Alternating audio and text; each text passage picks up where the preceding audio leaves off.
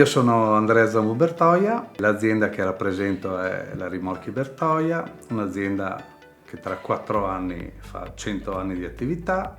Noi costruiamo rimorchi e semirimorchi speciali, lavoriamo un po' in tutto il mondo con una grande attenzione per il mercato italiano. Diciamo, la nostra evoluzione è stata anche abbastanza facile perché è stata un po' accompagnata da quello che è il codice della strada e in più poi tutte le evoluzioni sono date un po' sempre da quelle che sono le esigenze dei clienti.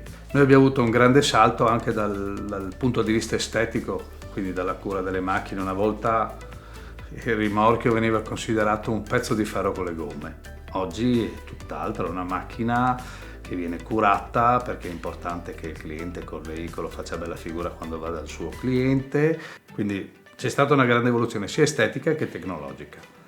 Abbiamo collaboratori sicuramente super competenti che lavorano con noi da un sacco di anni, per cui sono cresciuti insieme al prodotto, per cui tutta l'evoluzione sia del prodotto che la crescita della persona sono date di pari passo.